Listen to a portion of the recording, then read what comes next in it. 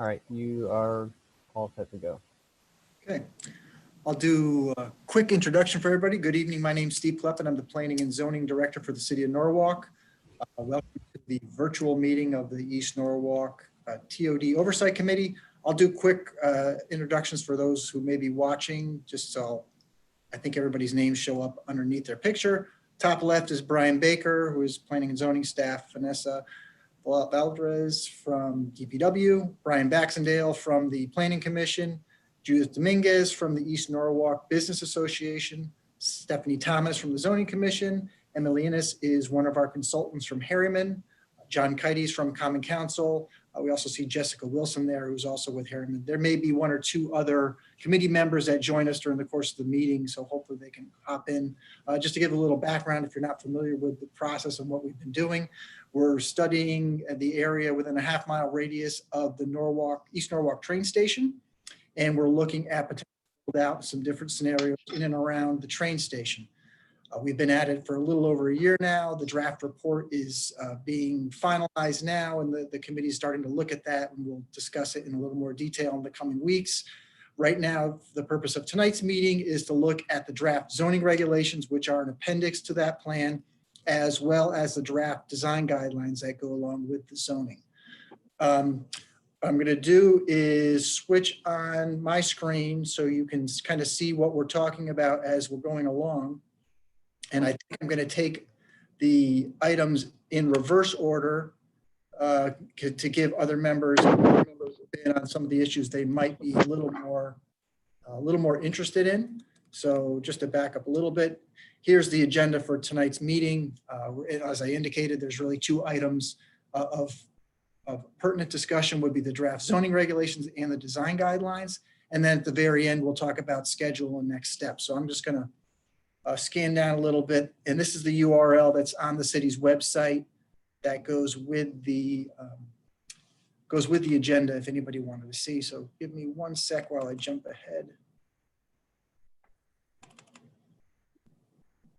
And I don't want to go too far. Sorry, you have to endure me scrolling along for just a second. Okay.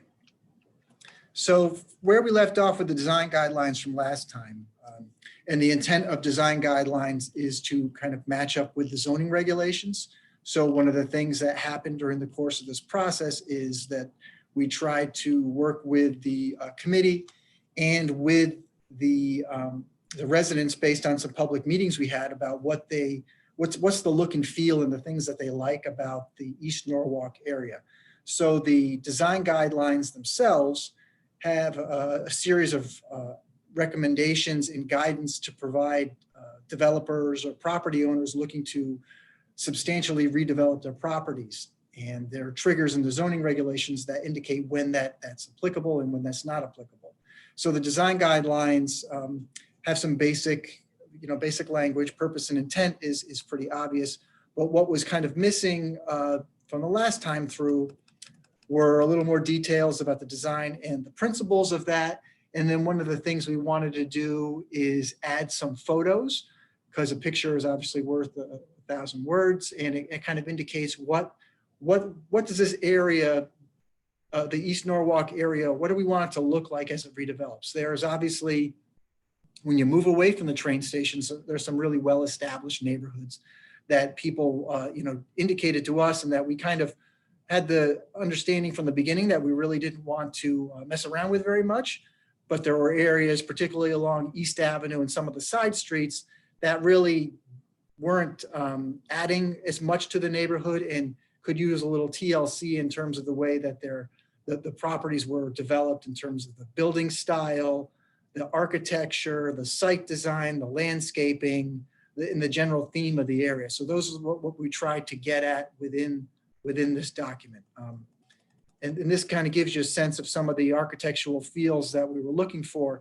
The overall feel was, kind of like a nautical village feel to it. So what we tried to do as a group was come up with examples of, similar areas that we thought would be a good benchmark for the city.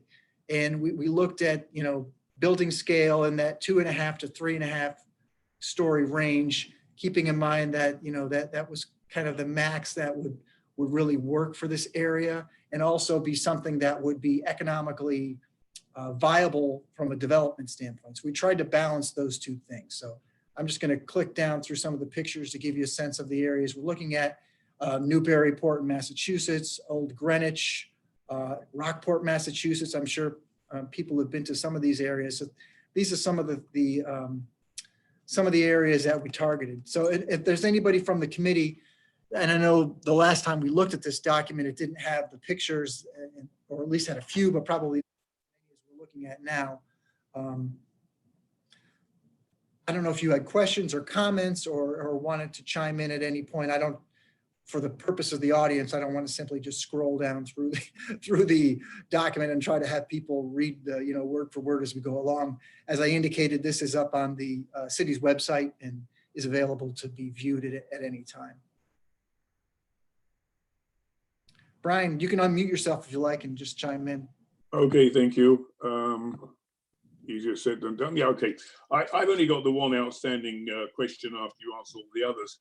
That's in relation to the top of page 3, C3F, and that's the all activities shall occur during daytime hours. My point is that's a very broad span from 6 a.m. in the morning in some cases to nearly 9 o'clock at night. So that's top of page 3.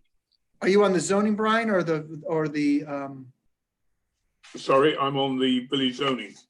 Okay, I can jump back if you want. I actually went in reverse order and looked at the design guidelines first. Okay. I do have some questions on the design guidelines. So do we want to stick with that or go to zoning? Yeah, if we could. Brian, are you able to, I'm going to forward you an email from Diane, who said she's having trouble getting in. Would you be able to, if I sent you that, would you be able to look at it quick? Thumbs up if that works. Okay. Yeah, so go ahead, Stephanie, sorry. No problem. So some are questions. I'm just going to start on the first page. One thing I noticed for the peer review process, it says the village district consultant would be an architect, a landscape architect, or a certified planner. And it just occurred to me that those are 3 very different skill set groups. And I don't know that I would want a landscape architect advising on some of the building concerns and vice versa. I was just curious about why those 3 competencies, and should we look at that differently? Sure, and Emily and Jessica, feel free to jump in too, but I believe that's the way the village district is state enabling legislation. Mm-hmm. Sadly, I remember this is 82J of the Connecticut General Statutes. And I think that is the wording within the statute that so you have 2 options. You can set up a separate committee. So there would be an architectural review board, which is not a practice that I recommend, or you can hire a consultant, which would be a designated consultant. And the disciplines that the statute references are the ones you just mentioned. That's correct. If I can jump in, Steve, that's absolutely correct. And I think the idea is that the board would hire the appropriate discipline for the project under review. So it wouldn't be that they'd hire one architect that would look at all projects or one landscape architect. It would be that they have that option of hiring one or potentially all 3, depending on the complexity of the project, to address that. But that is the statute. Great, thank you, Emily. In that same section, 1.2, we talk about the design review covering, and there's items 1, 2, 3, and 4. And again, I raise it as a question for this committee. It talks about public views, design of buildings, but we don't address the landscaping there. And I wondered if that should be added. Or, we don't talk about review of plantings or greenscape or anything like that, although we do seem to address all the other types of elements.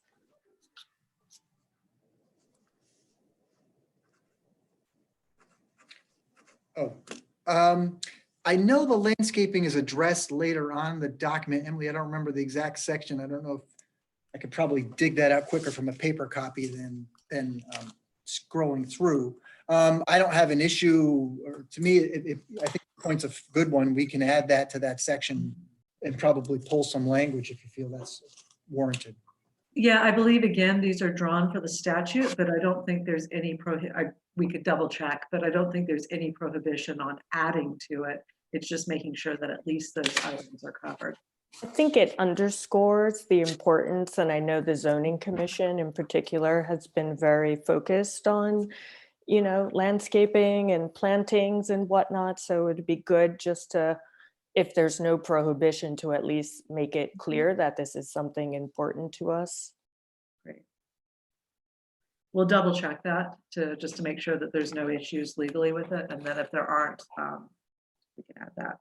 Great. And then jumping ahead to page 9, section 7 on awnings and signage.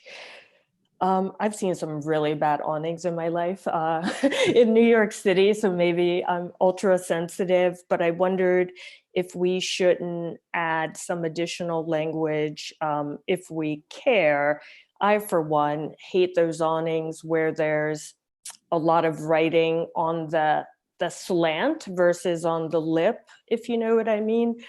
So I didn't know, like that creates a very jumbled, chaotic look to me. If some have that, some don't. So I'm just, again, raising it for the committee to see if people think some additional language would be good there, or maybe this is just my personal preference.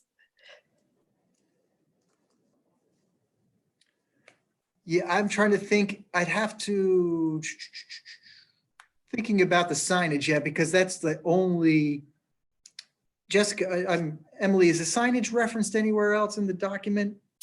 I don't think don't it think so. is, because You might your wanna think about signage that, guidance would be, oh, am I unmuted? Your signage guidance would be in a different section. So I think this is just relating awnings and signage to the architectural elements.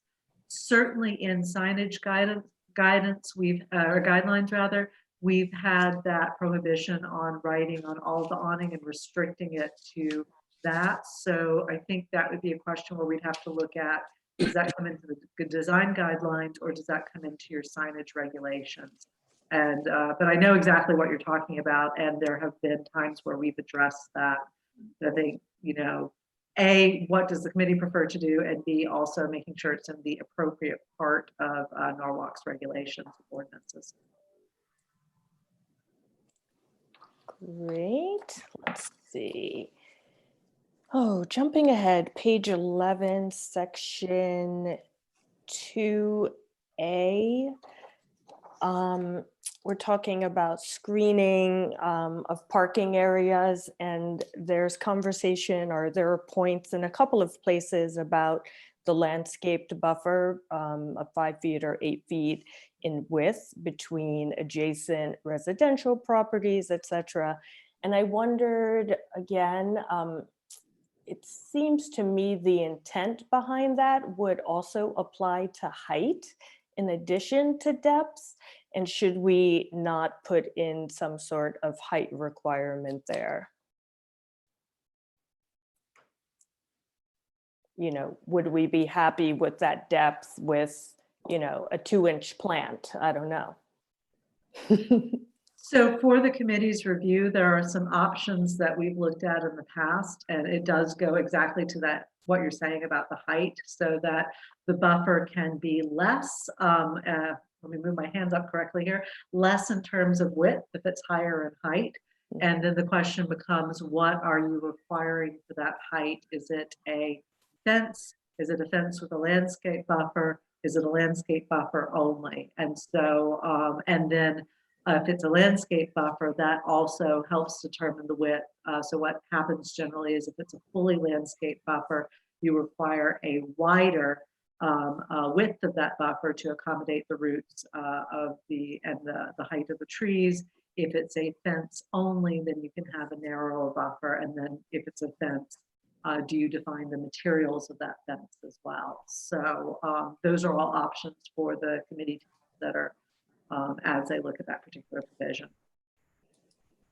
And Steve, is this the place where we would talk about this as a committee, or?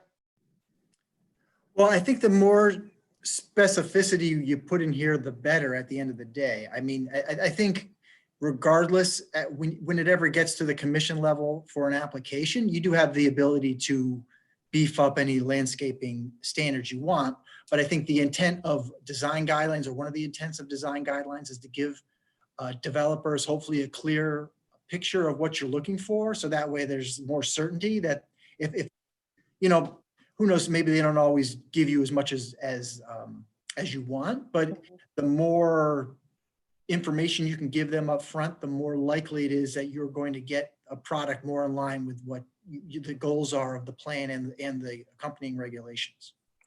Yeah, I mean, it just seems to me from everything I've heard from both the community and the zoning commission, where I think it's even come up a few times, whether or not more mature trees could be planted just to preserve some sort of height. It seems that that is important to everyone in this area. So I, for one, would like to see a little more specificity there. Okay. Let's see, page 12. Sorry, I'm trying to see my notes. 3.1.1 submission requirements, and we talk about a map, color photos, etc. I think we should add a photo or drawing of the adjacent property, since this section is talking about making sure everything is aligned. And I think not seeing what it is adjoining would make it hard for the commission or committee to make a decision. That's a good point. Yeah, you could do that. I mean, I think a lot of times with especially on the larger applications, on the renderings, you do see that, but I think Usually they do specifying include that. it, but it's nice to, yeah. Yeah. And I think, let's see, those were all of my comments, I think. Give me 1 second. Yeah, that was it. Okay. Anybody else have questions related to the design guidelines? I don't know if Diane, I see your name there. I don't know if you're participating at this point or not. We jumped ahead and did it in reverse order. We did design guidelines first. I figured the zoning would occupy the bulk of the conversation, so I did it reverse order. I have questions, Steve. Sure. Okay. So I have a couple, page 11 under parking 2.26 curb cuts. I believe that already we do not allow more than one curb cut per parcel. So I think that item 3A may just be something that is already in place. And then to follow 3B, the curb cuts and driveways is actually DPW that give those standards, is not building zone regulations, is us. So it should be changed to DPW.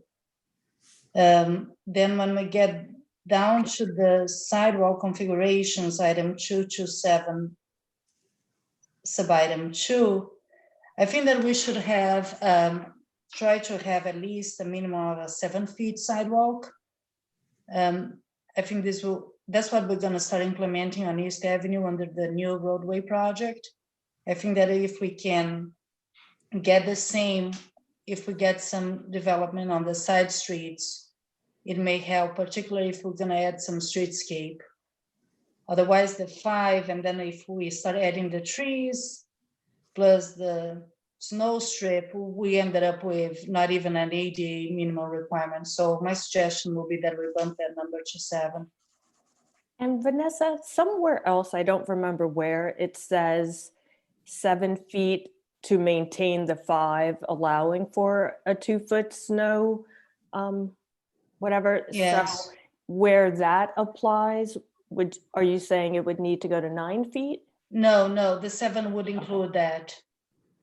So I don't know if this way, I know it says unobstructed, but sometimes, let's say if they go, although if they count curb to curb, I think that we should kind of at least make the language similar and say that we would like a 7 feet sidewalk.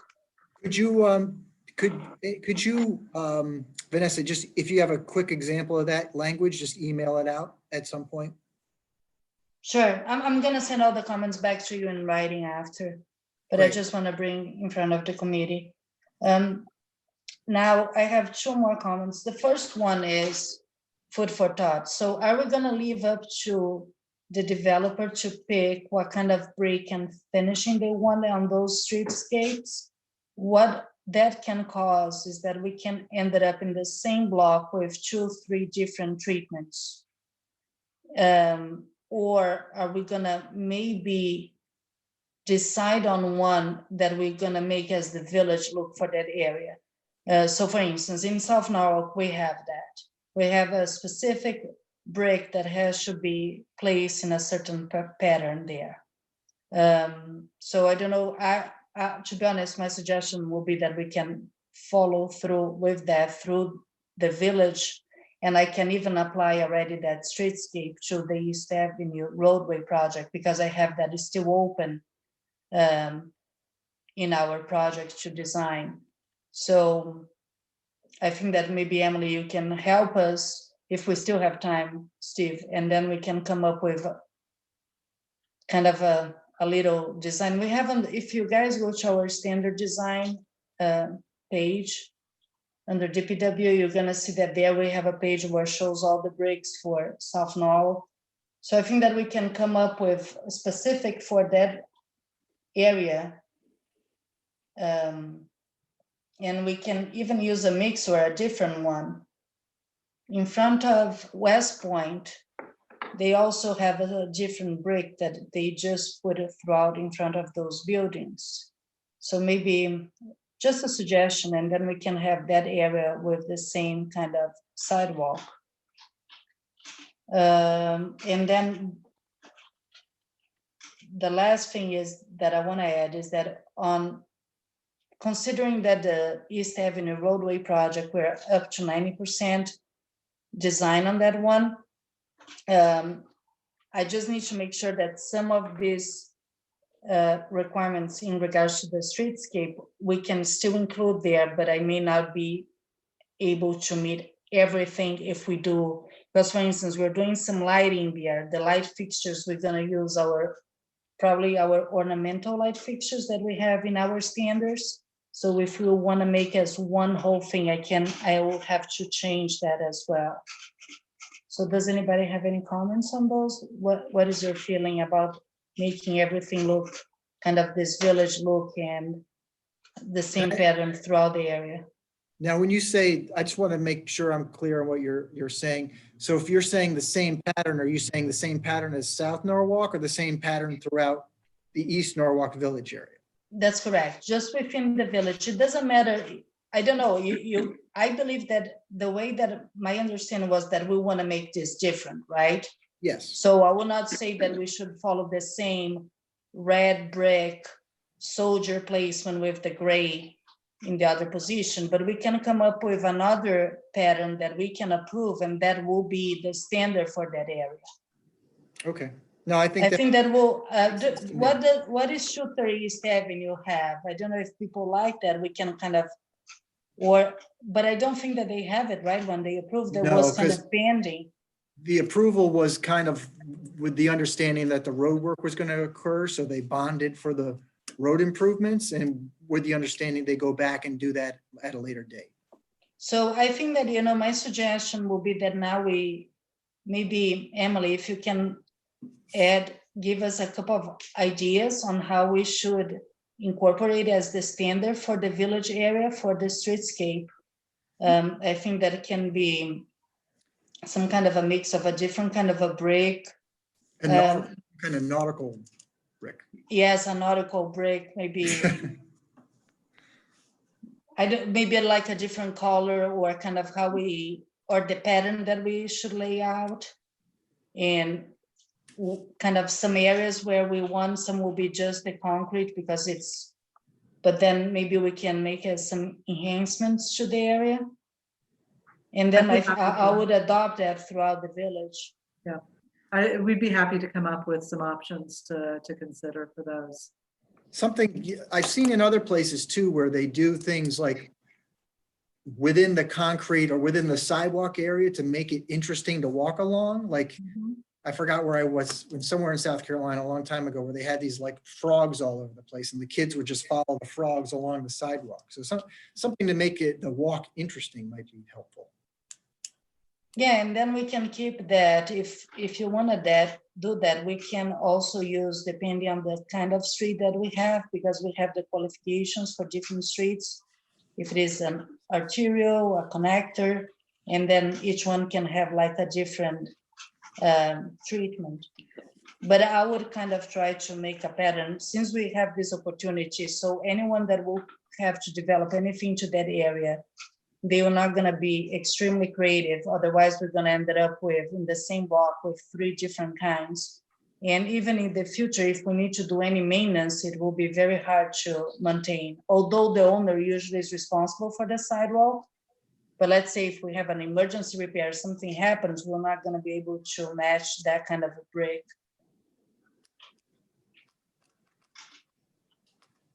Okay, anybody else? I was just going to say, thanks, Vanessa. I agree.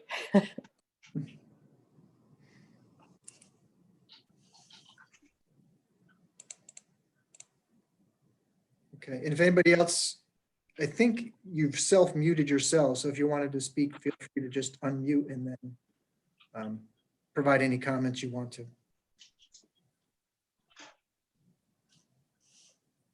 So from my end, that's it, Steve. I think that, and I'm gonna get you things in writing also, so you'll have some backup. Okay, thank you. Hi, Steve. This is Judith here. Yep. Question for you. At the beginning, when you said that all of this is based on the feasibility on the project, and because we only have certain height, especially the closer we get to the train station. How do you guys go to know what's gonna work or how much is gonna cost the renovations, or all of those costs, to make sure that it is feasible for a developer to come and develop whatever site we're talking about? Sure, and hopefully Emily will be able to help me out with the answer to this as well. But so when we started looking at, so the sub-consultant on the plan was RKG, if you recall. And one of the tasks that, we looked at was, all right, if you have these sites, and then they came up with these hypothetical development parcels where they may have merged a parcel or 2 together, but looked at different vulnerable properties in the study area. And then they looked at those and then said, all right, if you build to the current standards now, here's what you can do. And so that, they came back with the answer that there is no incentive from a development standpoint for some of these properties to change, so that you get what you have right now, because there's no incentive to do anything further. Obviously, the bigger you allow somebody to make a building on a property, the more financially viable it is for them. But what we tried to do is get to a point where, through the amenities proposed, that it's something that could still be constructed, and the applicant or the developer would still be able to make a reasonable profit, but at the same time not overwhelming the neighborhood and giving a product that was bigger and overwhelming to the Not desirable too. Agreed. Yeah. Okay. And Emily can probably articulate that better than I just did.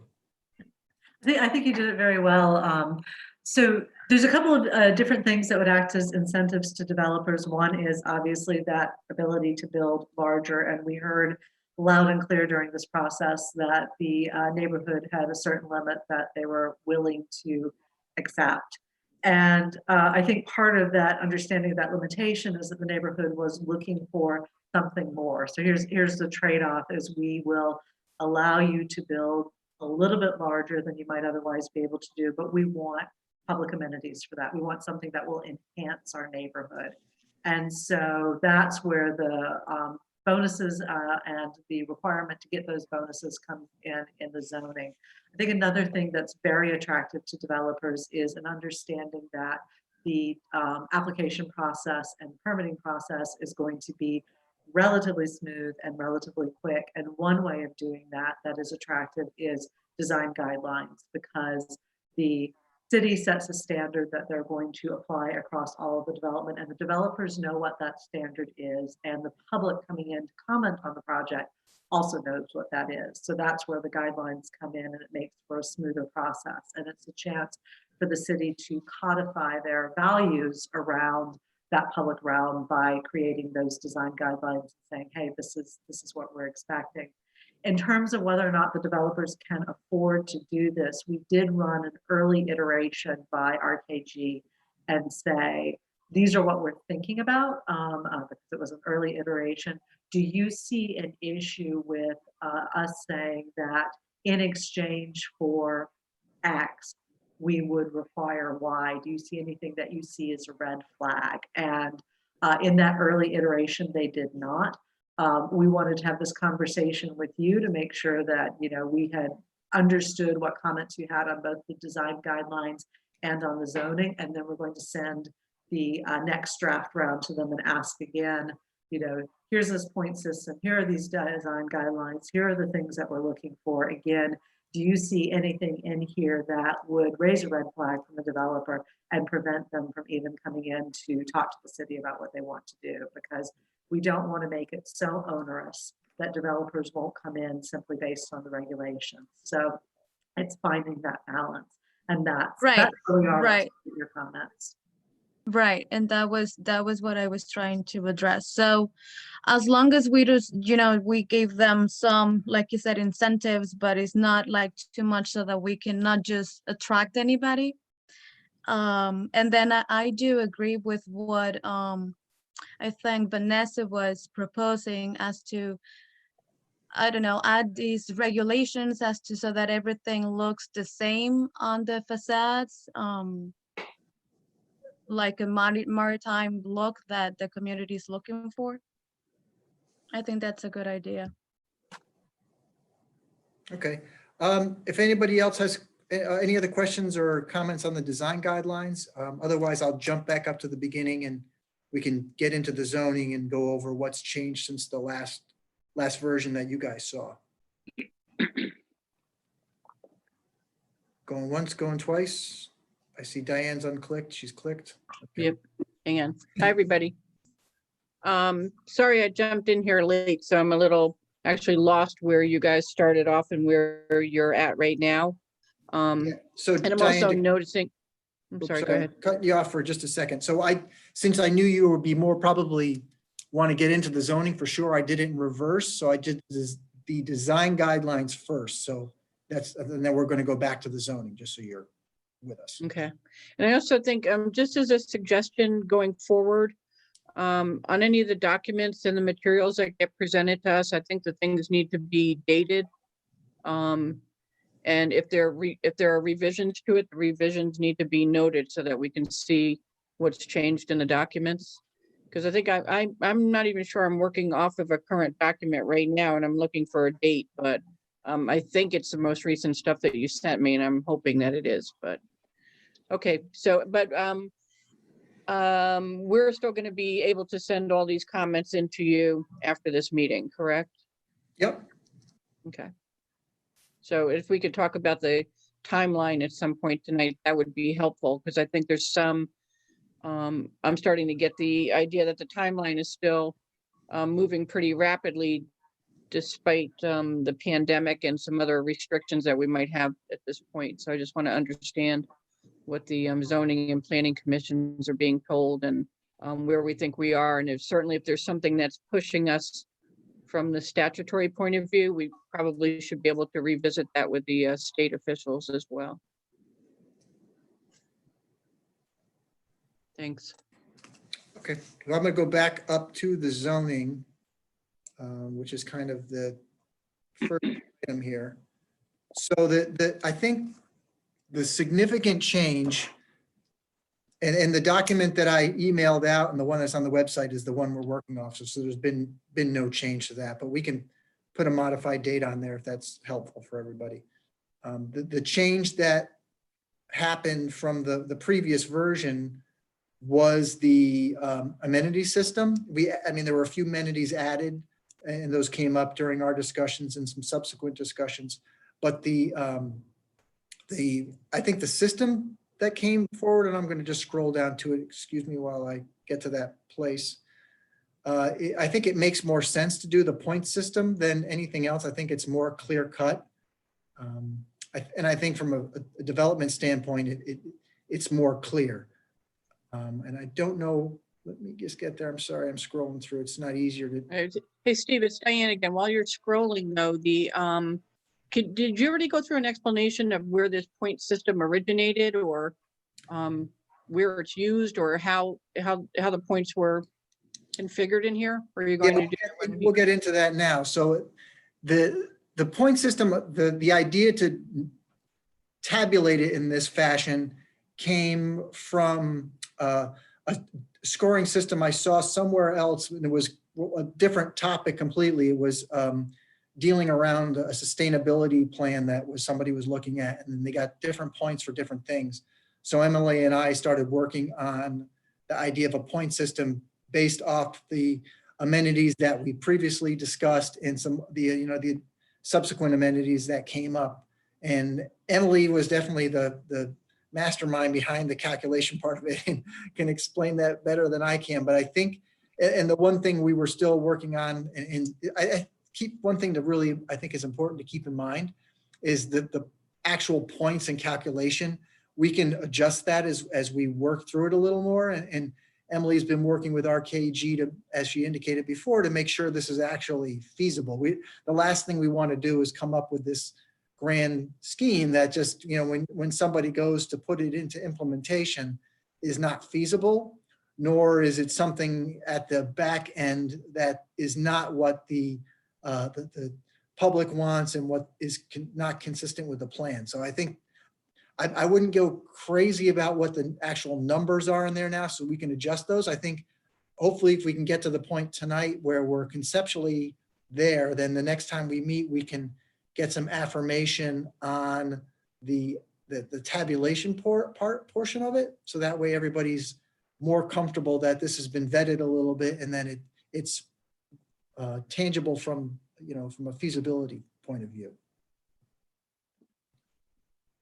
Emily, I don't know if you want to jump in and kind of try to address any of that as well.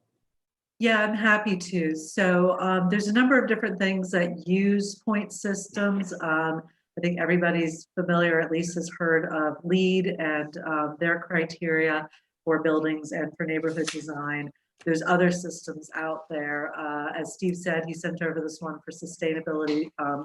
I liked it because in listening to all of you and working with Jess on the plan and where things have gone, I think that the nice thing about the point system is that it allowed a relative weighting of some of these amenities, and particularly from the focus on creating an enhanced pedestrian environment.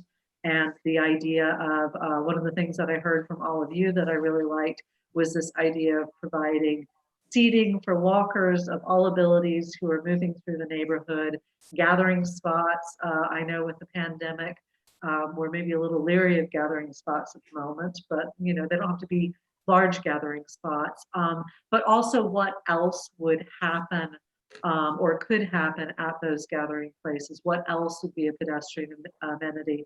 So working with our colleague, Jess and my colleagues, Camilo Espatia, really researching those things that could be integrated into the public environment, and then assigning relative weights. And I think what Steve said in terms of the actual points is really important. We can absolutely adjust those, but I think what might be interesting at this point in the conversation is understanding from you, did we get the relative relationship of these components to each other, right? And then we can adjust the points based on that. So that's really where we took it, was using the point system, which has been used in other circumstances before, thinking about those components that were important to the community in creating this enhanced pedestrian, bicycle, public realm, and then trying to weight the points to create that public realm by allowing developers to say, okay, back to Judith's points about affordability and size, we wanted something that would work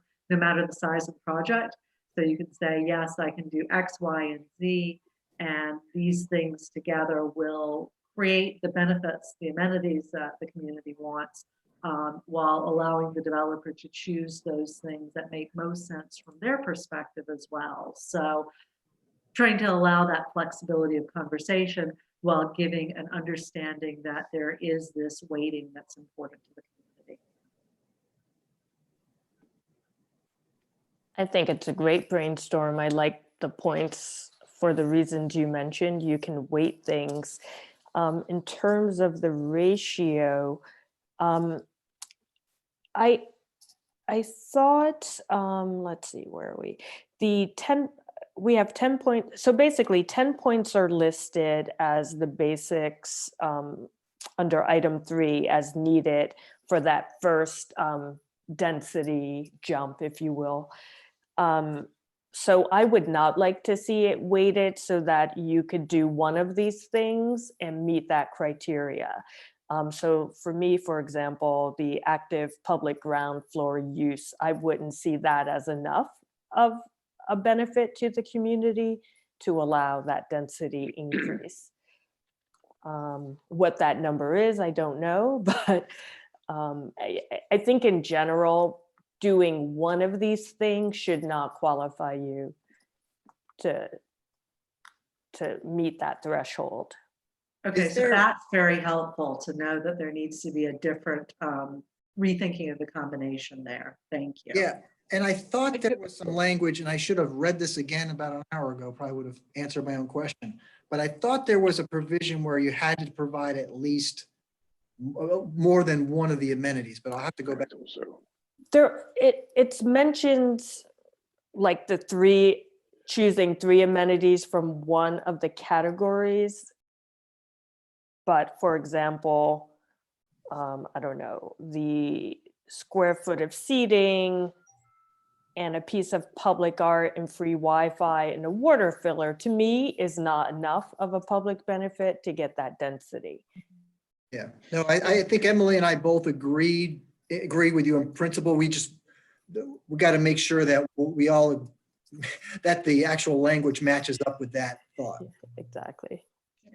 And it's Diane again. I just want to say I completely agree with Stephanie, because when I first took a shot at these points and I looked the way that it's laid out, especially the way that you calculate the total points available, I saw lots of examples in there where I don't think the residents would be supportive of what they're getting based on the point values that you're using, especially the combinations.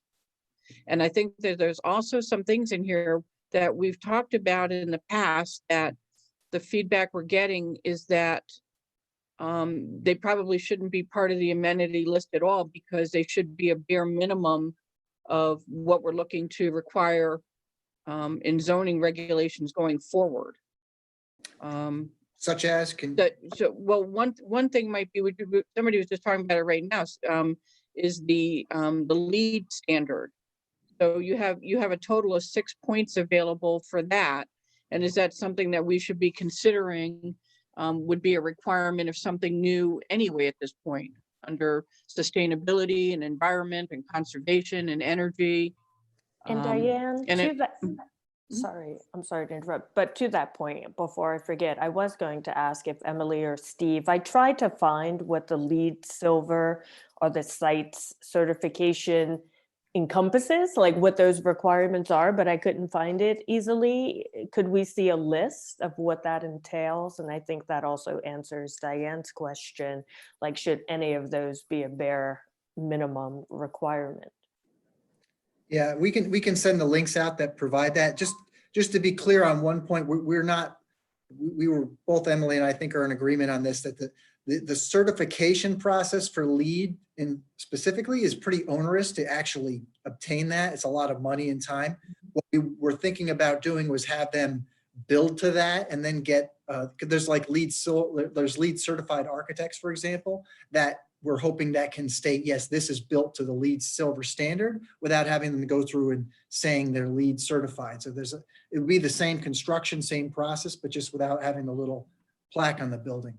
Yeah, I Right, agree exactly. I with think- that, which is why I was looking for the list of requirements because I don't know what they are. Yeah, and the other point, I'll double check, but I don't think we have the enabling legislation to require somebody to build to LEED. I don't think we as a community can say, you've got to do this. The building code generally mandates what you have to do in terms of, every year they get a little more strict in terms of the energy code portion of that, whether it's low flow toilets, certain types of windows, et cetera, heating systems. I'll double check that through Brian and I were looking at some things that Boston did, and I don't know if we had the same enabling legislation as other places that have done this, but we'll confirm that and get back to you on that. Yeah, and I was just using that as one example of something that we might take a look at and say that we would expect this to be a requirement either as a condition or something that's statutory, but that would be one example. And the other point with that is that we weren't suggesting that someone have to actually apply for the certification. And then the other point I want to make with that too, Steve, is somewhere, if you backtrack in your notes, Mary Ann Johansson from E&A board had suggested another alternative standard that seems to be in use. I think it's mostly in housing though. Yeah, that's why I we don't talked recall the about name that. of it. Yeah, that we did look at that, and just because it was solely, it seemed like more geared towards a residential standard. We can look at it again, but it didn't seem like it was applicable to the broader area. But we could look at it again. All right, I'm sorry, Vanessa, I'm sorry, I think I bumped you there, sorry. Oh, no, it's fine. So my only point was that there are two things. That one is nowadays there's the energy certification that is pretty much mandatory for any new building, and most of the developers will definitely follow that. They have to get certain windows, certain mechanical equipments and all that. The LEED will go a little beyond that. So I just want to clarify that they're gonna definitely they have to follow the energy savings already as part of the zoning code. That's what Steve was Gotcha. referring, yeah. So Right. that is already incorporated in general on the Right, building code, but the LEED is one step further in. And then, and to be honest, the list can be very extensive, Judith. The thing is that usually it can be something kind of, even from the kind of insulation that they're gonna use in the building can be one thing. So I think that this way, the architect will be able to pick into few areas that he knows that he may be able to adapt to his building to be able to meet some of those requirements. But this goes much beyond the minimum for energy savings. So right, that was the right. only thing that I want to But- add. Yeah, and I think that's important to Stephanie's point too, to have an understanding of that list and what it's comprised of, because then if it's kind of like an à la carte and pick and choose to meet the standard, then somebody may be able to do the bare minimum and then hit up for, I forget how many points that is. I'm just scrolling back there and I think it's 6 points maximum. Yeah, but remember, this is is LEED silver. So one is just the energy saving minimum. That is the minimum that anyone will do nowadays, without meeting any LEED requirements. Then the first step on the LEED will be the LEED bronze. And what we are asking is for LEED silver. That is already not that easy to accomplish, and the hardest will be the gold. Okay. There are some of them platinum, but I don't think, to be honest, it's not even many buildings are being built under LEED silver that get the whole certification as of now. Right, right. And then I So guess when we see are what already that's kind of 2 comprised of, we could, steps below the minimum. right, and then we can see, what that jump is from bronze to silver or whatever, and see if that is valuable enough to the city and the community to award any points to it, much less 6, but Again, that was just one example of something I think we need to revisit, to Stephanie's point of, you know, how the points are being racked up here and what we're getting for it. We can take another look at what some other communities are doing as well in terms of similar language, if they're requiring that or recommending that. So, because there's, you know, LEED is, it's kind of a brand, you know, so it's people are, I'd say, most familiar with that, but there's other programs as Mary Ann had suggested. So we can try to, I think our idea is to try to get the sustainability of the construction built into the projects, and whether that's LEED or some other program, I think as long as we get the goal and then we can make sure we get the points weighted correctly, I think that's what we're trying to get at. Can I also jump in and say that it's not 6 points for LEED, it's 3 points for the LEED silver or 3 points for the sites. You only get 6 if you hit both of them. So you get 3 points for any single certification, 6 if you do both. Those totals are okay. the maximum, yeah. And the same thing for the active public ground floor use, that's a maximum of 10 points. It doesn't mean that you get 10 points. So just be careful, and you know, I know we're looking on the screen, it's confusing, but be careful to note that it's the total points available. Make sure you note how you get to those total points as well. Yeah, and I actually had a Not as question on easy that as too. I know well. we don't want to get bogged down in talking Right. about each one of the points, but yeah, at this point, excuse the pun, but for example, the 10% reduction in annual market rate rent. The market rate rent, is that something that's coming from the government or some standard that comes out of redevelopment?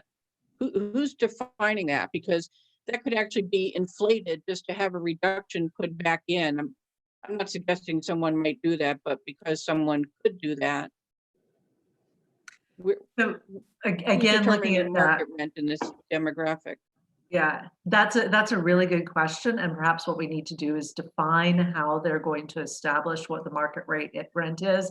It's not going to be as easy as walking in and say, yeah, the market rate rent is X and we gave them a 10% reduction and we get 2 points.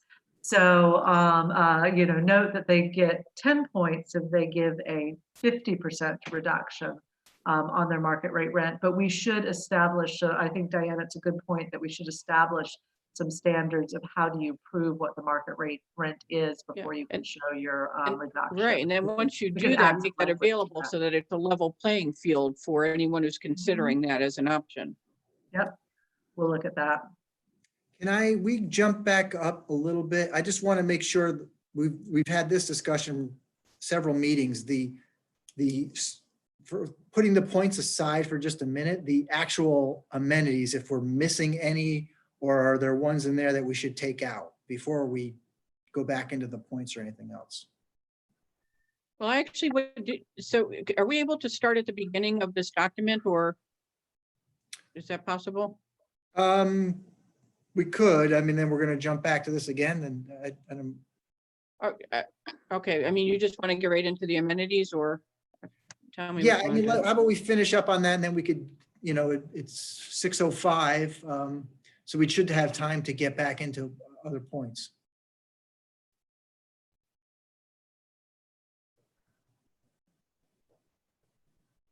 So like as I indicated, are there any amenities that anybody has thought of since we last discussed this that they would like to think about or include, or is there anything after looking at it where you're thinking it was not what we were talking about? The only other thing I had a question about in the amenity section had to do with workforce housing. And I don't remember section 118-1050. What is that requirement? It's listed as, let's see, page 12, 3C. Yeah. A little further up. Yeah, there you go. Yeah, so are you, so 118-1050 is the zoning regs. I know, That's but the, I forget what that requirement oh, the is. actual, yeah. Yeah. So the zoning regulation, how it reads now would be, and it's a little goofy because I'm not sure why it ever was laid out this way, but it's for developments of 12 units or more, 10% of the housing stock at 80% state median income. So that's how we reference back to that point. And the only reason I'm raising that is after our last zoning commission meeting, which seems like a lifetime ago now, I think it was Lou brought up the point of many of us on the zoning commission feel that the workforce requirement is too low, or we thought with any new construction or new buildings, we might have an opportunity here to make that an amenity. And I don't think our intent was that additional density would be given of this scale to meet the same provision that we currently have. So again, I don't know how everyone else on the committee feels about that, or Emily, what you think we could do there, but that came up fairly strongly. Yeah, so the reference back, and if we really wanted to, I can pull up that specific, I didn't tab it earlier, otherwise it'd be easy to switch over.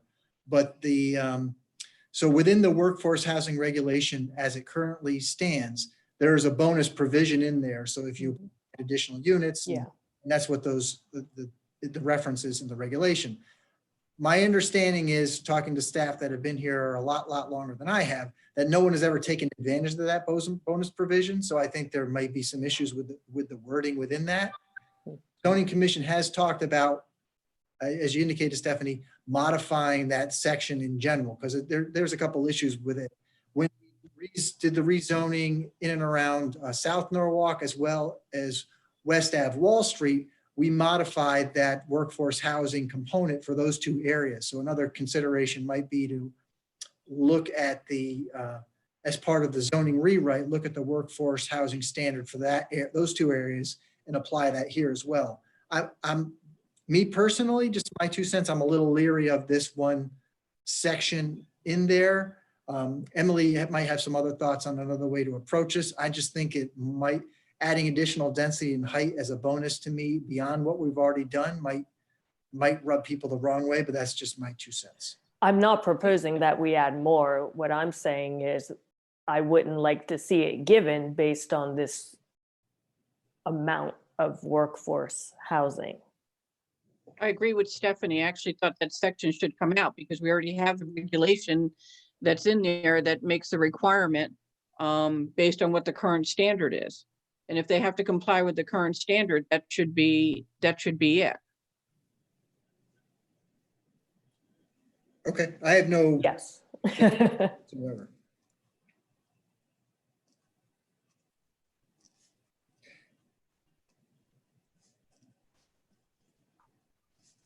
Anybody else on any of the other amenities proposed? Well, I think the, I'll still go back to the amenity list. I think I'd still like an opportunity to add to it. And unfortunately, with everything that's going on, we still haven't been able to get out a more comprehensive survey on the resident side. But I also want an opportunity to revisit everything on the list, similar to the workforce housing, to say, is this something that we should be putting in as a condition, regardless of anything that's an incentive? And I think we have to ask that question for all of them, just so that we're doing a sanity check on them again. Yeah. I mean, as a regular, nothing statutory, just as a regular zoning condition on the application. Yeah, I'll back up and go through, once we're done here, I'll go through some of the other site requirements that we did discuss that are required for any development on top of the amenities. So I think that may address some of those issues. But I think if there are changes to the amenities, as I indicated, if there's things people want to see a little differently, we can tweak that right up until the plan is adopted. So if somebody comes up with a great idea for an additional amenity, or we have to change the point system, those are pretty easy edits to do throughout the process. So I'm not too worried about doing those going forward. That could change. And I think if we can get the structure of things to the point where people like the idea of the point system in general, they like the amenities, then like I indicated, the numbers aren't as important right now. We can adjust those really easily as we go forward. Good, that's good to know, because if something gets added and then it gets a weight of a point against it, it may be that we have to revisit the value of that point against some of the other ones. So if we do go to modify it, if we have the ability to adjust everything, if we modify it, that would be helpful. Meaning something may be more valuable to the community than another item. So the other item may actually drop in point value, and a new item might be, you know, more heavily weighted and get a higher value. Does that make sense? Yeah, that's possible. Steve, if I may, it might help for people to know how these documents are going to be structured. So these will be appendices in the plan, and they will be listed as draft language in those appendices, because obviously these have to go through a separate approval process. So I just want to bolster Steve's point that when these are finalized in terms of the work that this committee is doing as part of the overall plan for the area, they are still drafts. You know, they're recorded in time as these were the recommended draft zoning and design guidelines as part of this report. As they go through the formal approval process, I would expect them to change as part of the input to the approval process. So they get recorded in time as those drafts, as an appendix, and then changed throughout the approval process to actually coming to the point before they actually come up for a vote. I had one more thing on page 12, section 4B. I just want to make sure from a legal perspective, this is worded closely enough. The second sentence says, and this is about compliance and continuity of whatever the amenity is. And it says the applicant or the city of Norwalk or other entity will be responsible for the continuous operation and maintenance of the amenity. So I want to make sure, one, we're not opening the city up to maintaining something in a way that we don't want to get stuck with. I'm assuming if someone moves out of a space before a new buyer is found, but you know, to me, from a legal perspective, if I don't know, the city could be subject to. Yeah, we should Okay. not put the city to maintain those things. We cannot do that. Yeah, we'll have to, I mean, anything on private property. So anything on private property would not be the city. I think we have to think about, like, if there's something that's an amenity on public property, so that's a good point. We'll have to. But also remember, even the sidewalk, Steve, it's part of the property owner to maintain. So Right, I I think agree. we can take the city of Norwalk out of that one. Like two meetings ago, we had decided that it was the applicant and then any future owner, and it was in perpetuity. And part of the rationale was to protect the city or any other group or, stewardship or anything else that might come in that would have to take it over.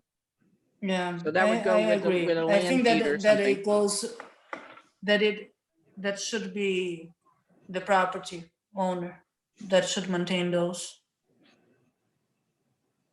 I mean, I'm assuming, if a property went vacant before another buyer was found, then I don't know what happens. And I guess it depends on what the amenity is. So I don't know, I don't know. But I guess we had talked about some sort of any fees accrued for certain things might go toward that type of need. I don't know.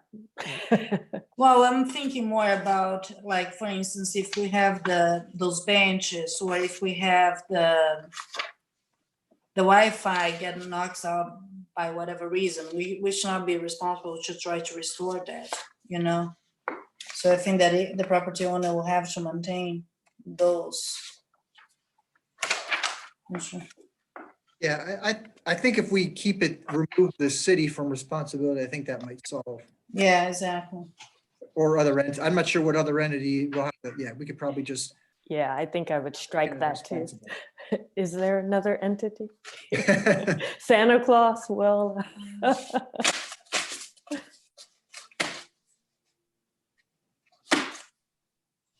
Okay. What I'm gonna do before we go to the beginning, to address one of Diane's questions is to talk about the site requirements in general. So this is basically what they would have to do on any site regardless of that. I'm in the right section, just let me get to the beginning. So this is kind of typical of how the zoning regulations are structured now. So within the zone, it kind of talks about certain things they have to do. And a couple of them relevant to our discussion would be number 2 and 3 on the page here, where it talks about what open space is. And it talks about that with the requirement for a street activating presence. And what that does is we actually put a little map together which shows the area where that's required. So there's hopefully no ambiguity. It talks about pedestrian access. Here's where it talks about number 5, the sidewalks, where we addressed that. We were discussing that a little earlier. And it also talks about public realm. And within the regulations, I think there is already a definition of street activating and a definition of public realm. So hopefully, I'm a big proponent of tying terms in the regulations back to definitions. So hopefully that removes ambiguity when that comes up. And there's a couple other ones, talks about historic structures and then this one, a couple of references to the rec space and some other ones. So these are some other minimum requirements that they have to do anyway, regardless of whether they seek any additional building based on the amenity formula down in the little down in the document. You know what, Steve, it might be helpful then, when this thing gets presented, just kind of visually or somehow to note that, so that when we're reading it, we can discern what's already there and regulated versus something that's in here as a result of defining this new zone. Yeah, well, I guess when it gets to the presentation point, I can always put that in a slide, like as bullet points. These are all already required or must be performed regardless of any question or something like that. And then if there's ultimately some sort of a chart that could be done, that's kind of like a table with like maybe amenities and requirements down the left side, and then across the top, it would identify, under what conditions they'd be eligible for, or if they're required to do it. Because I know even when I was going through this layout of the document, I was reading things in the first part of it for regular applications, and I thought, oh no, this is no good. And then a little further down, you get into for special permit applications. And so it was confusing to me, the split between the two. It'd be nice to have kind of one chart that you can follow along based on the application. Do you know what I'm saying? No. Okay. That's Steve, Steve, is because you read zoning too much. So Diane, this is laid out in the format that all of the zoning for Norwalk is laid out in. This is the regulatory structure. I think what you're probably looking for is an explanatory document that makes it easier for lay people to see what's going on. Okay. Yeah, thanks for saying that in better English and more clear than I could.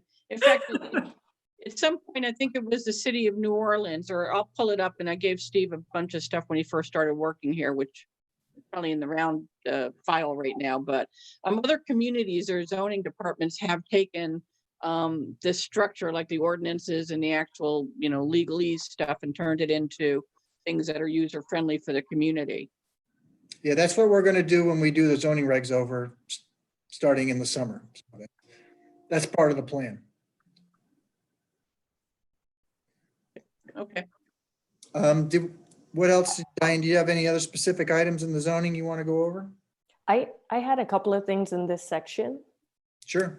If you just give me the page number, that might be. Sure. Page 7, item 5, last sentence. I just want to be sure I'm understanding it. It says any sidewalk area constructed on private property may now be counted toward the required public realm. And as I read that, I actually wasn't sure how that plays into everything that we've been talking about in terms of creating a public realm. Yeah, I can give you an example, and because I'm not positive if you were on the zoning commission when the project on the Clark property in South Norwalk was approved. No. Okay, so yeah, so when that came up, there was a very tight lot area between the city property and the public property, so, and the private property, excuse me.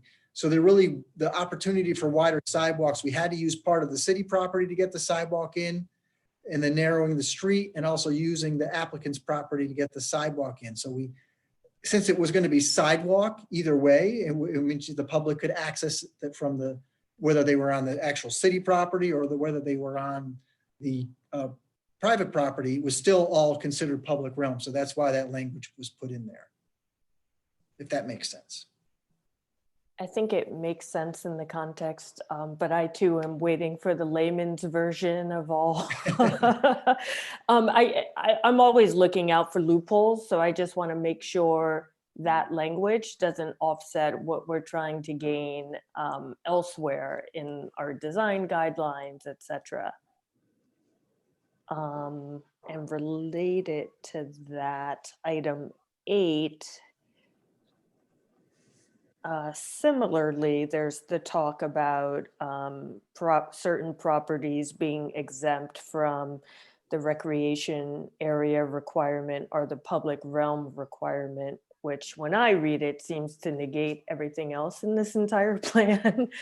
So again, I just want to make sure that people smarter than I are looking at these clauses and making sure it's not creating a loophole that eradicates what we're actually, like the spirit versus the letter of the law. Yeah. So the recreation requirement is a little different, and that is, if you think about, if you've gone into one of the larger mixed-use developments, take Waypoint, for example. If you go inside there, they have a gym, and it's a big, and it's like a real gym. So one of the things that we're trying to do is, instead of all these little developments putting in like a small outdoor area, like a little dog park, or having a gym in their own building, for those smaller developments, they don't have to put those in. They can put them in if they want to. If they choose not to, they can put the money into a fund, and that way the city can put that money to use in the area versus having these little gyms. And I think one thing that can do as well, in the gym is the easy example, is maybe on the ground floor, there's a gym that's open to the public where it's, something like that, versus having a little private gym in the within the development that's got, really doesn't have any functionality for whether it's the user of that property or it's the public. So this way, it's just gives some options, I think, to the developer. It doesn't take away from any of the requirements of the public realm space or anything like that.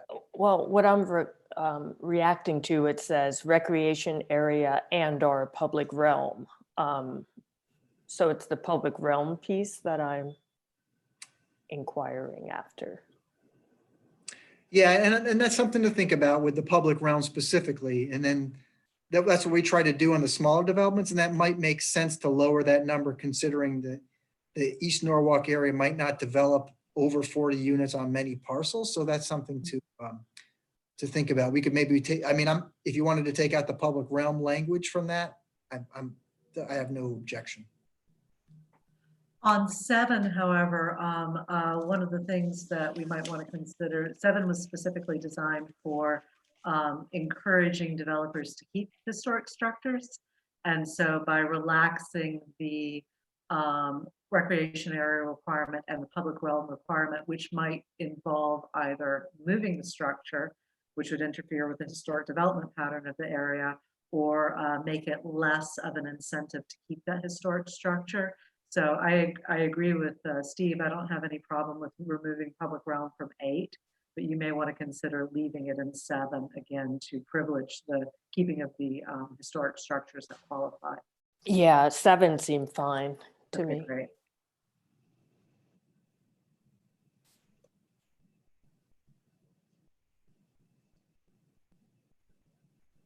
That's all I had in that section. Anybody else? While we're in that same section, I would agree that and/or public realm has to come out of there. And then the other thing I thought about, just whenever we're talking about public realm amenities, did we spend any time talking about whether there'd be a requirement to try to make public realm space as multi-seasonal as possible? You know, it may not be 4-season given our location, but is this something that we can look to do so that public realm space can be used for, you know, as much of the year as possible? Yeah, I have to go look at the definition of public realm and I'll see if I can, I'm trying to, as I do the Zoom meeting, I'm going to look at my phone for the definitions of things. So, but yeah, I think that's a good point. I know we talked about that during certain applications, the zoning commission has talked about that. And that actually came up with the, if you remember with the mall, they had the fountain proposed at the front. And then, you know, one of the things people talked about was, well, you're going to put a fountain in and the fountain's going to basically be off half the year. So is there something different we can do to get the, you know, like the invigoration of the street that we're looking for, but keep that year round? I think that's a fair point. I just want to make sure the language and the regulations is clear. If not, then we can make it more clear.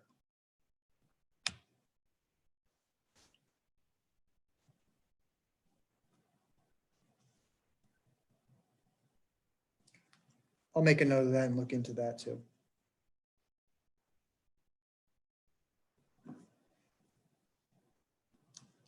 Anything else? So- Were we anywhere in the document, you mean, or just in the Yeah, section we were in? And I want to circle back to Emily in about within like, say, 10 minutes on the, go back to the point system again and see what, Okay. if So you have if points, then feel free. if we go up to page, I guess it's page 1 here. Losing my page numbers, the very beginning of, yeah, page 1 in the document. I still want to make sure that in letter A, item 1, where it says encourage a mix of desired neighborhood retail and then a supporting mix of residential. So I think we've gone back and forth a number of times on the semantics of this, of the community, we might have a desired mix of retail and services, but then when we take a look at what might be necessary in terms of residential dwelling, be inclined to revisit it to say, no, that's really not that important. So I think that we still need to come up with a way that we can define this better. It's almost like flipping it around to say, this is kind of the maximum residential development that we would want, and then take a look at what are the possible retail and services and other you know, public amenity type listings that could be in there. The in item 4, the sentence is provide additional or alternative residential development. What does or alternative mean? I don't see that in number 4. Oh, okay, okay, so maybe I am on a different. I was working off the one when I had asked you to send me the document in Word so that I could amend this and do the comments in the document. Is this a newer document than the one you sent me?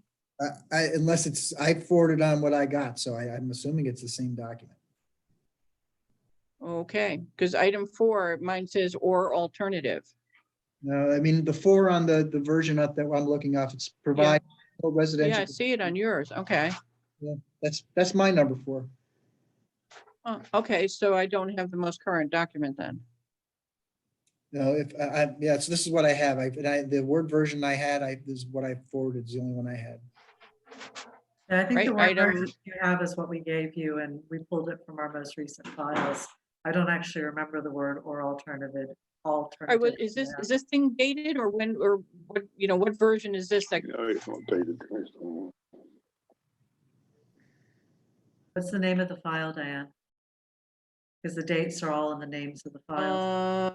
I think it's March something. I did a save as here when I went to do my changes. March 27th. Yeah, March 27th, that should be the most recent. Yeah, I have March 27th. Okay, well, Interesting.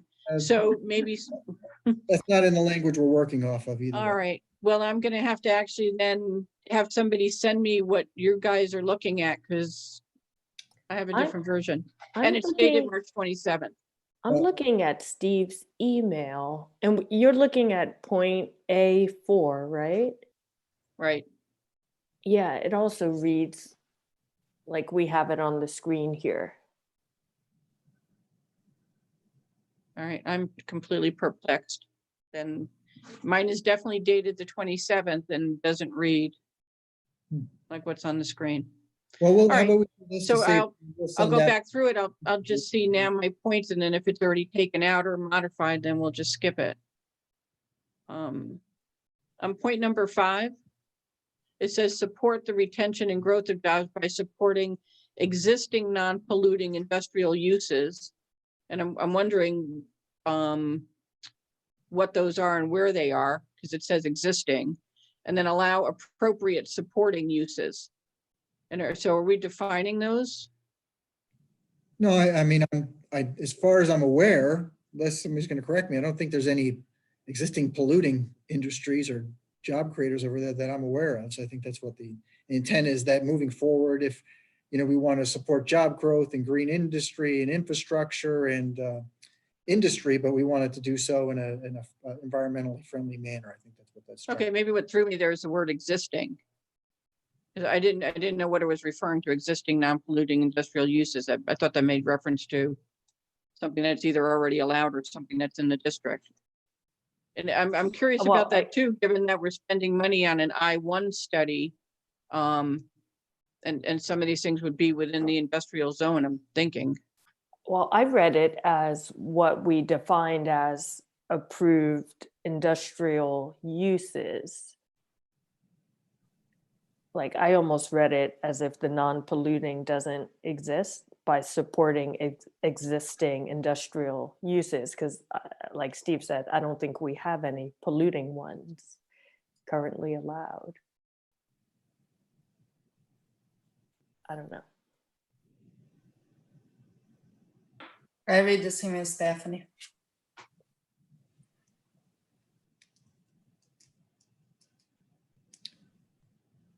Okay. Okay, and then I'm assuming that we're going to support the retention and growth of jobs by supporting. Okay, never mind. Can we hit Um, maybe the big points, and like if there's questions about wordsmithing or what an interpretation is, maybe you can just email that out to the group and we can address it and get back to you instead of. Okay, I'll do that with everything. Okay, thanks. But if there's big questions, I think that'll be what we're trying to get at. Well, here, actually in point 6, let's see how you have it worded here. Minimize land area for surface parking. So if any of that is suggesting though that the parking requirement is still there, but it would be converted into something that's a structure or a garage, I would want to understand that. I'm not sure what this means. I think, it could, it doesn't mean it has to. And the parking portion of the plan addresses the idea of trying to share parking as much as possible, trying to, maximize it to the largest extent possible. And then also, in and around, as the closer you get to the train station, hopefully you don't need as much parking and people's habits change and there's more walkability, more bikeability, and there's alternate modes that people are taking advantage of.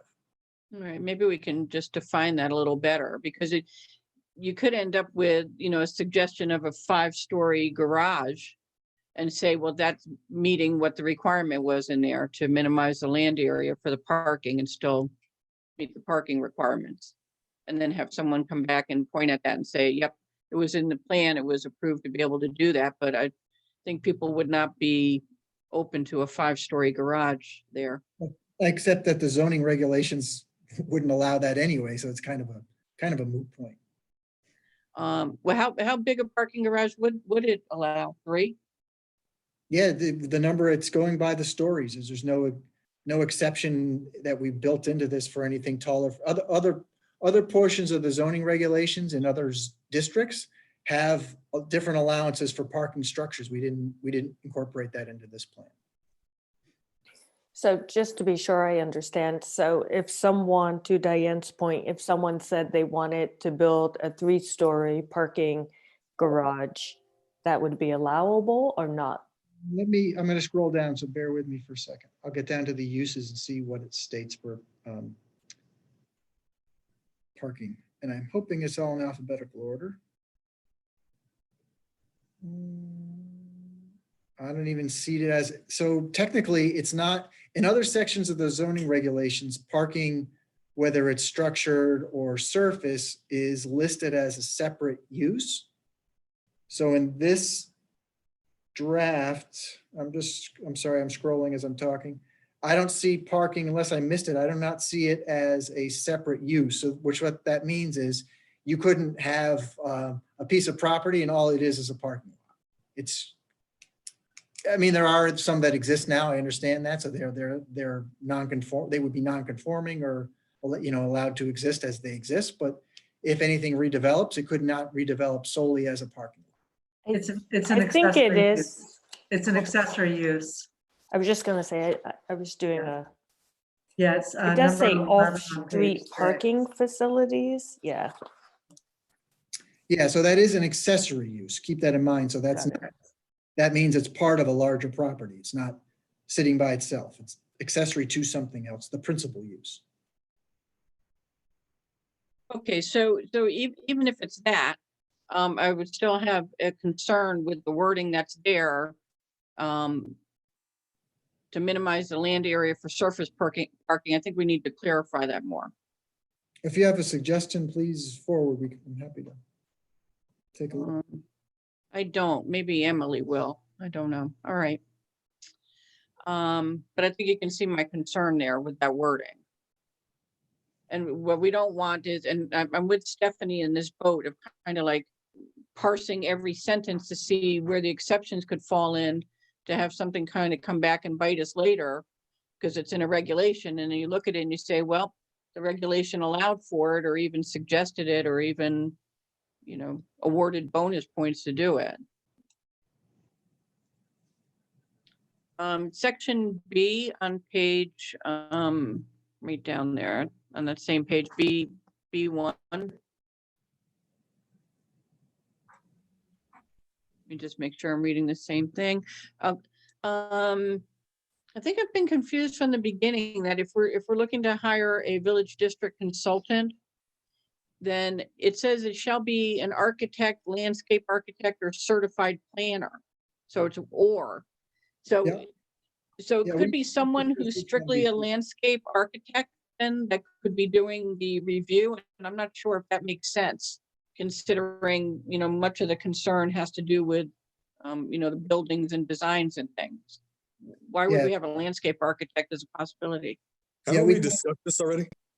Yeah, it comes up in the design guidelines as well. It's the same language. That's the statutory language that's in there. So 82J, which is referenced in the top of the next page, that's the state statute reference.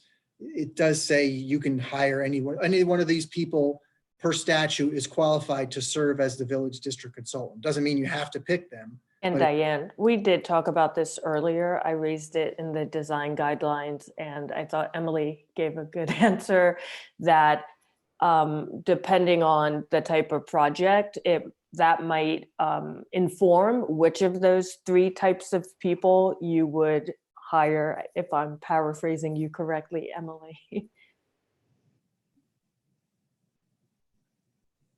You did.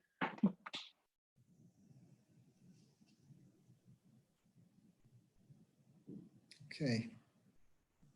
Well, maybe it should be then, so I see what you're saying. So if it's something specific to, say, a part of a development that's strictly having to do with landscaping or public realm, then that might be something that we would need. But then I'm also thinking, why can't we just say and in that case? That it would be an architect and a landscape architect. Do we have that requirement or no? The idea is that you know, the city, the zoning commission hires a village district consultant, and hopefully it's a firm that has expertise in all these areas. So. Right, and then they would just have that within their pool. Exactly. Okay, but I mean, does this leave open the possibility that we would be hiring a landscape architect who would be the sole review for everything that comes before the board? I mean, technically by that language, you could do that. That's not what we're going to do. That's not what we've done in other areas. Okay, so, but technically it could happen, so, Yeah, I mean, I think the language is more than adequate. It's also the statutory language, Diane. So this is drawn directly, as Steve mentioned earlier, this is drawn directly from the state law. When you're looking at this, we try and adhere as closely to the statutory language as possible. okay. The, in section, where are we? Section B, 2A.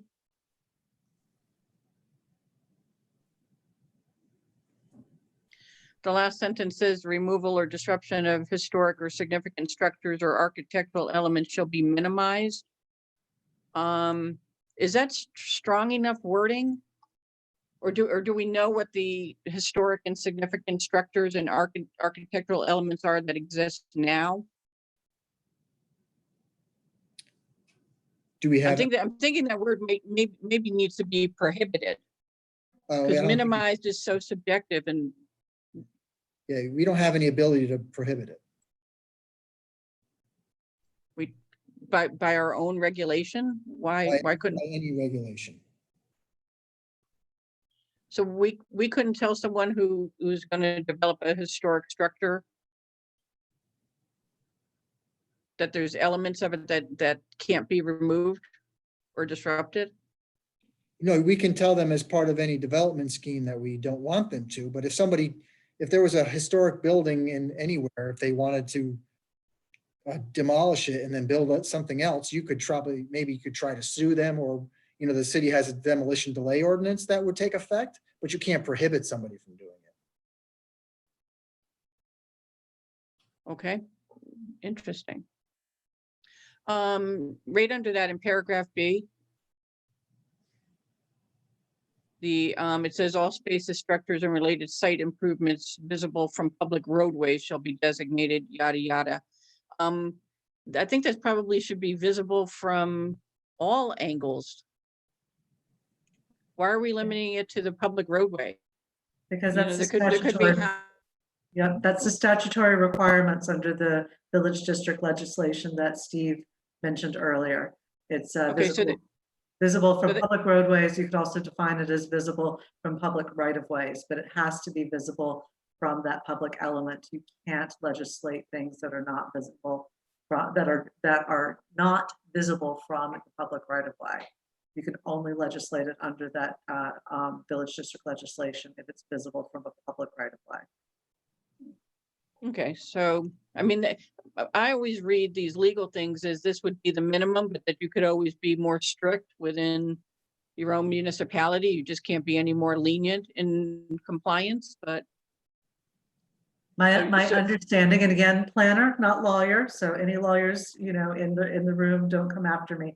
But my understanding is that the village district legislation under the Connecticut general statutes defines this as the requirement. You can't go beyond this. Now, a lawyer can come and say that I'm mistaken, and that's fine.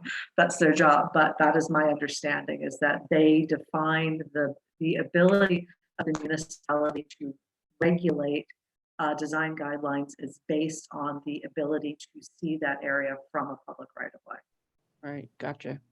I think it's probably worth the question though, Steve, of in all of these instances where we're dealing with guidelines, that I'm suggesting the guidelines are the minimum in terms of requirement, but I'm not sure that there's anything that would restrict us from having a stricter, you know, guideline on there. We just couldn't have anything that's more lenient than what the state is regulating, is the way I read these things.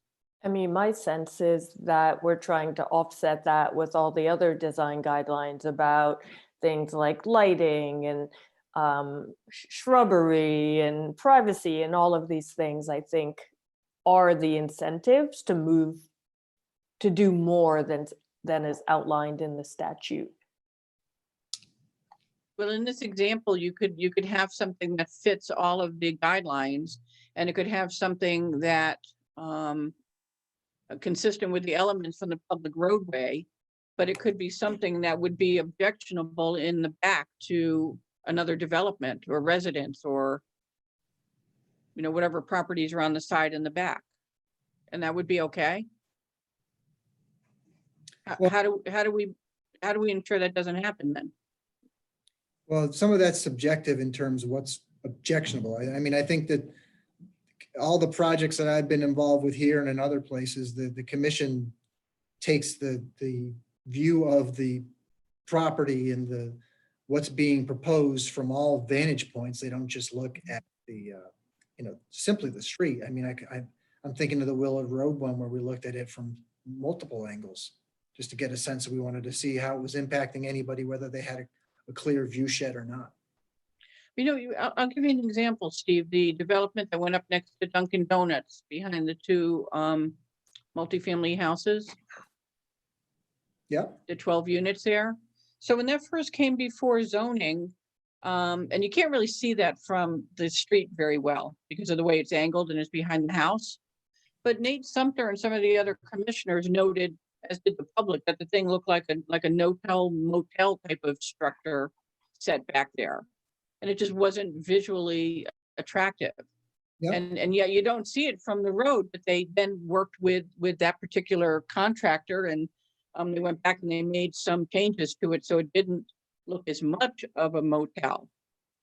And that structure wasn't even visible from the road. You're making the case while we're going through this exercise to begin with, because the city had very little say in what was built on that project.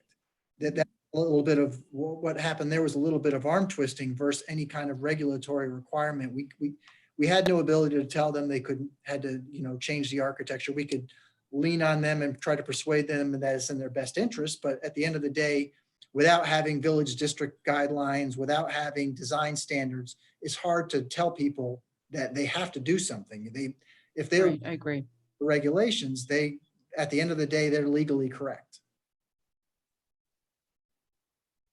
Okay, and then having this in here with the visible from the public roadways would make that even harder, because at that point you could advise them, but they could just point back to the regulation saying, well, the part that's visible from the road is consistent, so that's all I have to do.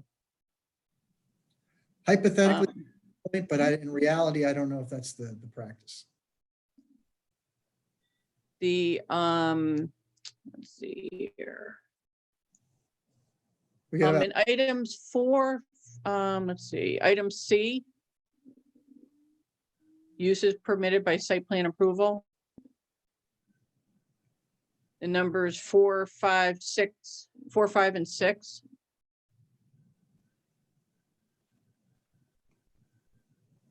Item 4 with, oh, wait a minute, skip number 4 because I think I misread that. Government agencies and maker space. I'll go defer back to you again, Steve, because you're big on definitions as well. Is there an actual definition of a government agency and maker space? Government agencies, I believe there are. Makerspace, we have to add a definition. We haven't done that yet. Well, at some point we'll do that. Okay, where will that definition come from? We'll, like most definitions in zoning text, we'll borrow and beg from other people and come up with something that makes sense and consistent with the plan. Oh, okay. I mean, it's not like, is there something like the state of Connecticut regulations that define it, or no? Not that I've seen, or I haven't really looked, but we will. I mean, I don't think it's going to be very difficult to come up with.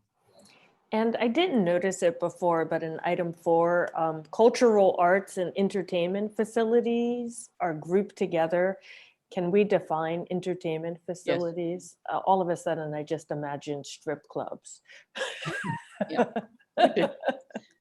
Luckily, they are prohibited, but you're right. That one needs definition too. A gentleman's club of scantily clad women.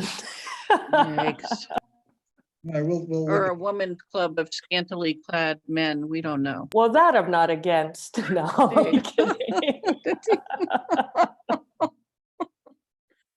Oh, yeah. Where did number 7 come in? Is this already part of a regulation somewhere? Yeah, with most of it? these are existing. Say it again. I'm sorry, Steve. Most of these are existing in terms of within the existing neighborhood business text.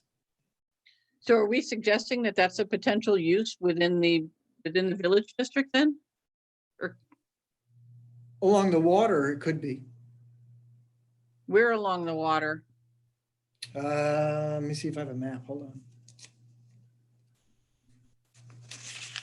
Definitely along Cove. Obviously, Cove Village, that area. It just comes within the area. Makes sense, Steve? Yeah, I mean, Yes, I think you're right, Around Yeah. 5th Street at the bottom there.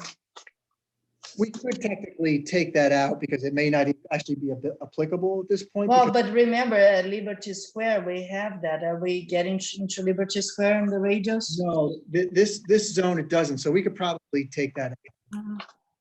Because the new village district boundaries don't go to the water. Yeah, I would feel more comfortable taking it out, especially because it includes sale, repair, and servicing of boats, which wouldn't necessarily be at the water, but then would be allowable under this Emily, you definition, and I agree would on- take it out. Emily, you we'll agree take on it. taking that out? Steve, surely there are areas within the zone we're talking about, when you're talking about Cove, which already has a marina and has some repair functions. Well, Cove wouldn't be in this zoning boundary. I thought it Yeah, was we're just talking covered. just, I thought you were talking Cove was also going to be a village zone. It's going to be a village district, but it's not going to have the same zoning designation as the village Okay, we're talking about now, so it wouldn't affect that area. okay, understand.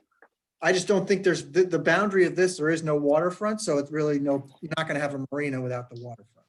Agreed.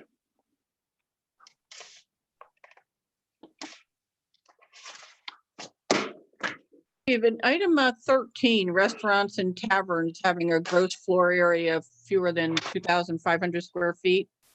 Just off the top of your head, can you give me an example of anything in Norwalk that's that size as a restaurant? You mean smaller than that? No, or like 2,500 square feet. Top of my head, no. I could find out. I'd have to look at some tax cards, but I don't know top of my head. I think that's existing wording already.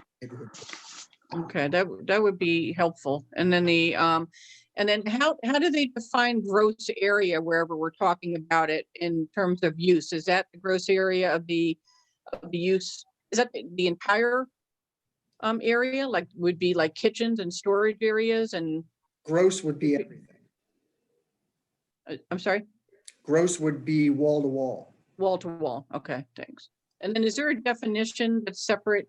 What is a tavern versus a restaurant? Can I have a definition of that added somewhere when you do all I that? think that might be in the regulations already, but we'll double check. And that may refer back to liquor permit regulations. I think that is defined. I think tavern implies beverages only, but I'll double check. Okay, and then allowable is retail stores, personal and business service with a gross floor area fewer than 8,000 square feet. So that's already in the regulation right now. Yep, we didn't change that. So that can go up to 7,900 square feet and still Yeah, that's be not very approved. big, to be honest with you. The other thing I think we should do a review on is making sure that we're double checking wherever it says may versus shall. We need to just do kind of a sanity check against those because it's come back to actually in Norwalk. I think just a couple years ago, we had another one where the code had the word may in there instead of shall, and it just caused all kinds of aggravation. So No, if you see any that don't make sense, just send me an email and we'll look at it. or if you can do a, can you guys do a review on that? Just do like a find and just wherever there's may and shall, just make sure that it's appropriate to what the meaning is that, or the intent that we had. Yep, that's fine. Okay. Diane, while you're going on to the next thing, if I can just jump in, cultural arts and entertainment facilities is a defined term in Norwalk zoning Great. Okay. as a single entity. Okay. It's in the definitions.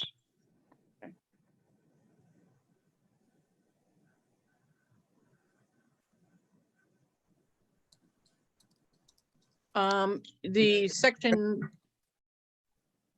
Getting close to the end, so anything big items. okay, okay. Well, just, do you happen to know what a historic architect is? Is that like the legal term, or is that a designation? Is that someone who's licensed by the state of Connecticut? Somebody has credentials and specialization in that particular area.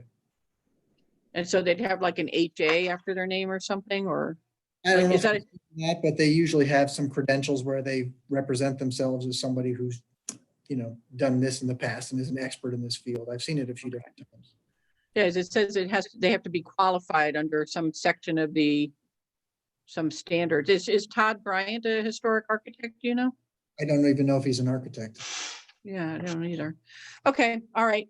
I have a bunch more, but I'll send them in offline. Thanks. Okay. So that before we get to the last two things I want to go over, one with the points themselves, and Emily, do you want to chime in on that? We're going to take another, backup, or I guess we're going to take another, just double check on those again and work through those numbers, and then any other testing or testing of those just to make sure they're where we want them to be. Yep, absolutely. We'll have another look at that. We should talk about a timeline for receiving any additional comments from all of you. But once we've seen those, we'll and reviewed them with Steve, we'll also send the points and the design guidelines back over to RKG just for them to have a final check on those. Make sure we're not doing anything out of bounds. Sure, and I think to the point when we release it out to the, technically it's out in the public now, but technically when it's out in as an appendix to the report, we'd like to have it in a pretty good form where we're comfortable that the numbers in there are going to work and from both ends of it. And I guess the last thing is, so I sent over the draft report yesterday, and unfortunately, I wish we weren't in the lockdown mode we're in, otherwise we would have dropped off color printed hard copies for everybody. But what do you think for a timeline to review and then set another meeting so we can start discussing the document itself? It's 2 weeks time, from like 2 weeks from now. I don't have a specific date because I have the calendar where we have meetings set up, but is around 2 weeks from now something that's feasible? Sorry, Steve, which document are you talking about now? The This actual one? report. So I sent out an email yesterday that Emily had sent over, and there was a link to the actual draft plan itself in there. That draft plan, I think, is like 140 pages, if I recall, or 130. And yeah, but there's there's a lot of diagrams and pictures, so it's the text is not onerous. And if it was 130 pages of text, I'd say yes. But Emily, I think I'll just use it as an airy document. So it's not cumbersome word. It's not zoning text like you're looking at right now. I would say a minimum of 2 weeks at this point. It is hard to read on screen. I tried to look through it and I got quickly overwhelmed, but. I mean, I'm happy to print hard copies. I'm trying to respect the city's wishes in terms of people interaction. And so, I mean, I can put hard copies in the mail. That might take a couple of days to do that. Well, what can they be routed to, like Staples or something then? And then people can just copies? I have no idea. I've never done that one. Usually we just print them off here and then distribute. I think 2 weeks is more than enough time. Yeah, Well, for those of us who work full time and are volunteers at this, it's limited. When you say 2 weeks, so you're talking about limited hours in terms of what we can devote to this. So, and it's a lot to digest and to go through. And I agree with Stephanie, doing it on the screen is hard. So I've got to either print like a black and white copy somewhere or. So today is the, if I'm looking at the calendar correctly, see, I think it's the 17th today. So we could. 16th. 16th, I'm off a day, I'm sorry. So we could look at maybe the first week in May, possibly. That's like 2.5 weeks. So the week of May 4th. Yeah. That works for me. If there is any way for me to get a printout without putting your staff at risk, I'm happy to spray it with my own Lysol or let it sit in my garage for a couple of days. I can leave them. So what we're doing now with permit applications and such is on the side entrance of the building, there's which is like kind of like I don't know if when you pull in off of, there's the light Bill. on the side there. I can leave, I'm happy to do it tomorrow, is I'll print out double-sided color versions of the plan itself. And I'll put everybody's name on one and I'll leave an envelope outside on the loading dock. If you want to show up and grab it, that's fine with me. I'm happy to do that. Okay, if everybody who wants one, let me know and I can do that tomorrow fairly easily. Are you gonna leave one for me also? No, you're too far. Okay. Yeah, I want one too, Steve, please. Okay. Then Brian, do you want one? Baxendale, thumbs up? Yes, no? I'm gonna take that as a no. And should I go over there like late afternoon or? I don't know if it really makes too much of a difference. They're scattered. There's some guys going in and out of there. I just mean, what time are you doing it? I'll get it done. I'll try to do it first thing. So anytime after lunch should be there. Okay. She just Thank you. I want a copy? appreciate it. Nope, she's good. I'll see if Pam. Yeah, I'm okay, thanks. You're okay. John, you want a copy?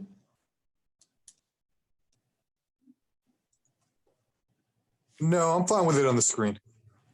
Okay, so Diane and Stephanie and Vanessa.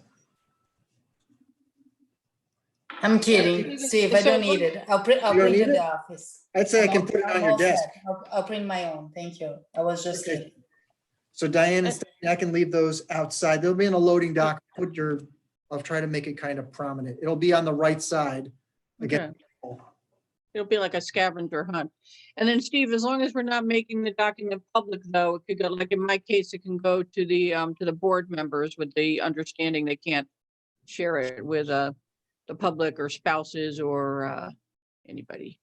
I'd appreciate that because if there's going to be changes and then they're looking at it, then a few weeks from now, if we're discussing something that they're looking at that's old and we've already moved on from that point, I think it just bogs the discussion down and adds confusion where it doesn't have to. So I'll send out an email tomorrow once I'll get some dates that are open to have a meeting because we have to go through a different process now to make sure there's a Zoom meeting time available, which is a little more cumbersome, but we'll get some times and I'll send out an email with